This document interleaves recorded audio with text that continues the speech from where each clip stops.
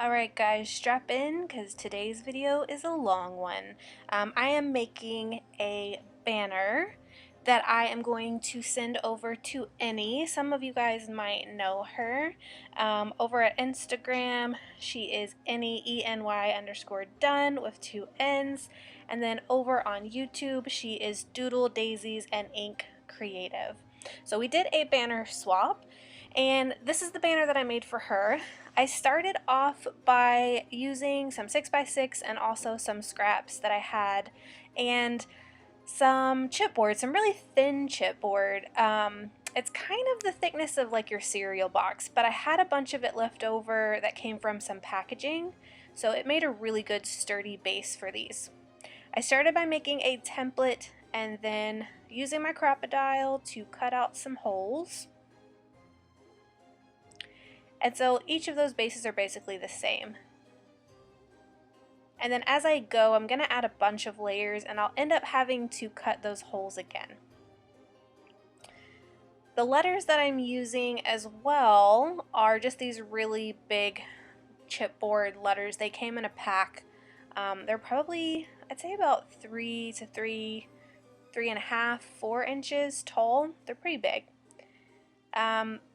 So that is going to spell out spooky. So for the start of each banner, I'm going to lay a couple of things out just to kind of figure out what layout I want to use, figure out what works for the space and what doesn't work for the space, and then I'll go back and glue everything down. So for this tutorial, or not really tutorial, I mean I guess you could totally follow along if you wanted to and try to recreate this, but really for this project, I wanted to see how much stuff, how much craft crap that I could layer on each banner piece.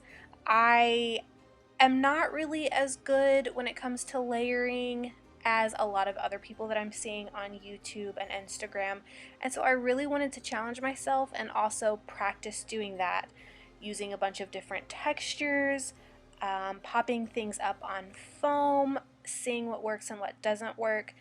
So I think I got, a lot of practice with this banner, layering things and using all different types of materials. So now that I've got my S banner, or that piece, figured out kind of where I want to put things, I'm adding foam to the back of a couple of pieces so that they pop up. And then in a few moments I'm going to take everything off and start gluing things down. Now before I start gluing everything down, I'm also going to create a crepe paper ruffle, and then everything's going to sit on top of that. So you could definitely sew these ahead of time. I have a sewing machine and I've been meaning to for a really long time to get it out and make a bunch of crepe paper ruffles, but it just feels like a lot of work to get it out, set it up, because I don't have a place where it can be set up all the time. So when I usually use crepe paper to make ruffles, I just lay down a line of hot glue and then create some pleats. So that's what I did here, and now I'm just going to start gluing everything down. Now I forgot to mention at the beginning of the video that before I started putting everything together, I prepped my letters as well. It's hard to tell now, but in a few minutes whenever I give you a close-up, you're going to see that all of the letters are actually covered in black glitter paper as well. I basically took my black glitter paper, turned it upside down, and then traced out the letters, and then cut them out individually and glued them down. I could have used my silhouette, but to really get the exact size and shape of these chipboard letters that I already had, it would have been really difficult and it would have created more problems than just tracing them out and cutting them out by hand the old-fashioned way.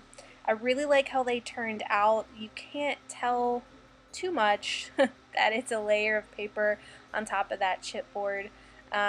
Unless you're really, really, really close up. And hopefully she'll hang this banner somewhere where no one can get too close to see that it's not perfect.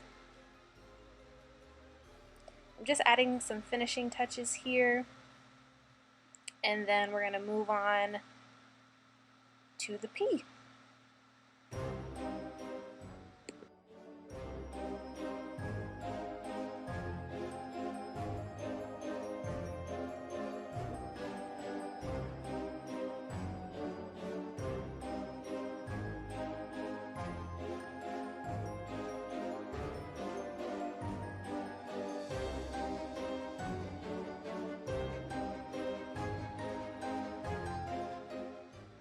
So for this next one, I'm going to be using a lot of tulle.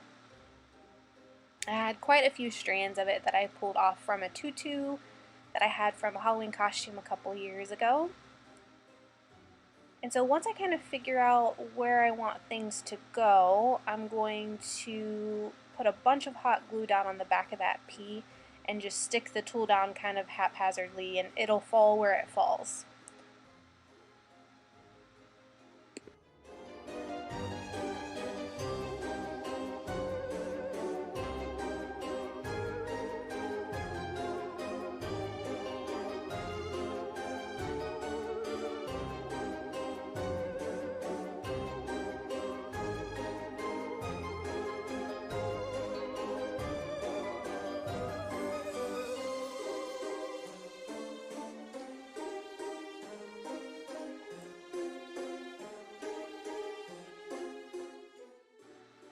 Now on several of these banner pieces, I also use some pre-made projects that I made for other videos that are within the series this month.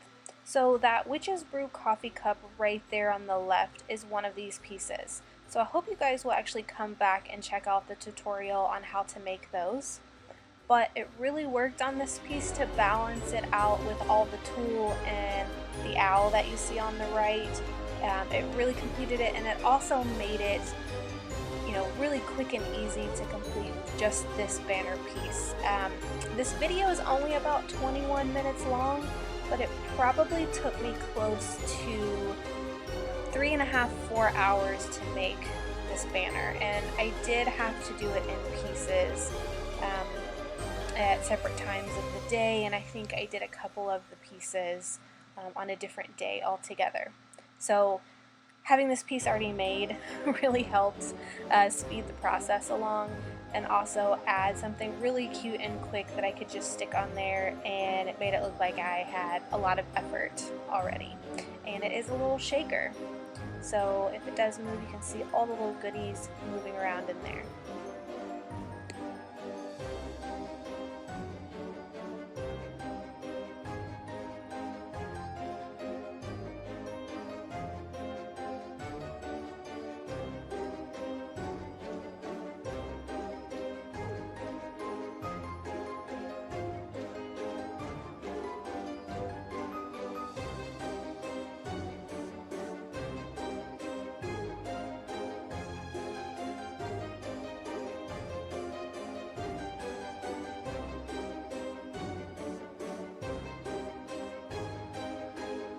Now for the first O piece, I'm going to do it very similar to how I've done the others. I'm going to kind of lay things out, use a bunch of those strips that I have, and just layer things up until I find out what works.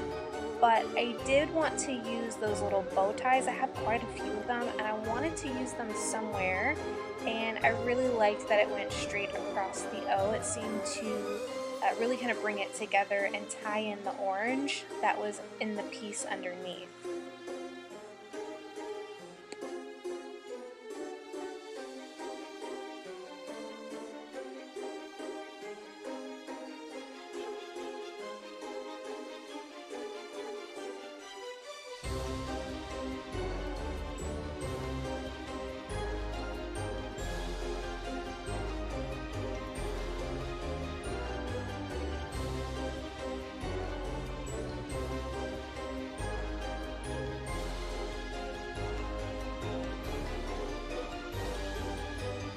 My favorite part of this particular pennant of the banner is the tree, and also this Jolie sticker that has the raven inside of the cage.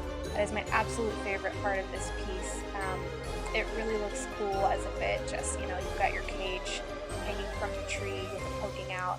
I've had that tree piece for a really long time and wasn't sure how to use it, but it just worked perfectly here.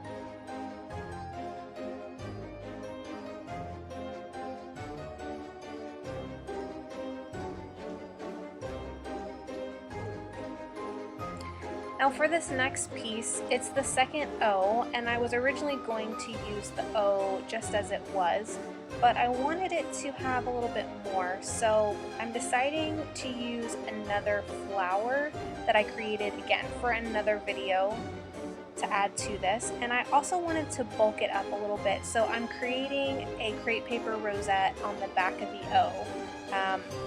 And when I first stick it on there, it's almost the exact same size as the O, so it, it just kind of gets lost in the background. So what I did was I am creating another rosette around the outside of the second rosette, or the first rosette. Right, creating a second rosette around the first rosette just to make it larger, and I'm using the same process that I did on the first banner piece with the S. I'm just laying down some hot glue and then creating some pleats. I'll attach the O and then I'll put the flower on top of the O to complete that.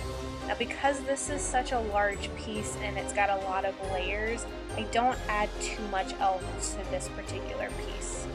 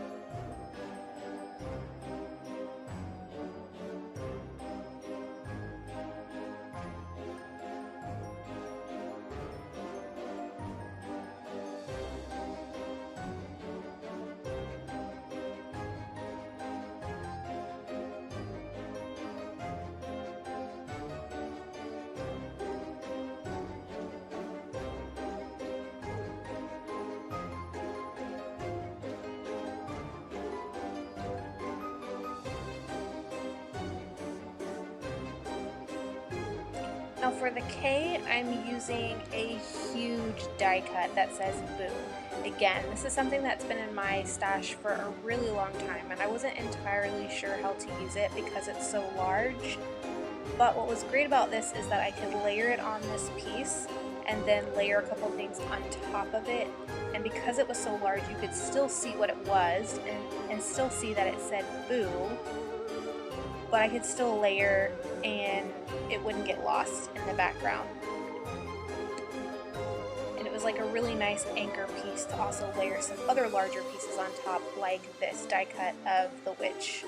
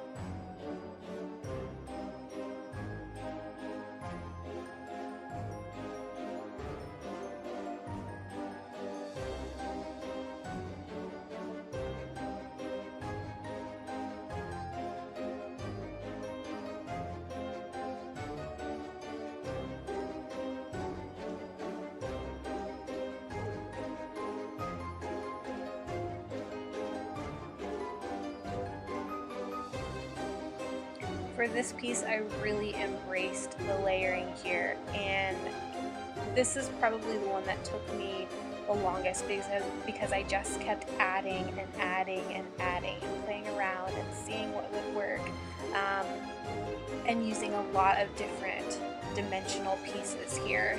And I have to say that this one, it's really hard to choose a favorite, but this one is close to the top as one of my favorites just because of all the little bits and pieces that are on there. I've got a lot of things hiding behind other pieces that you don't really see at first until you look really closely, so I love that about this piece.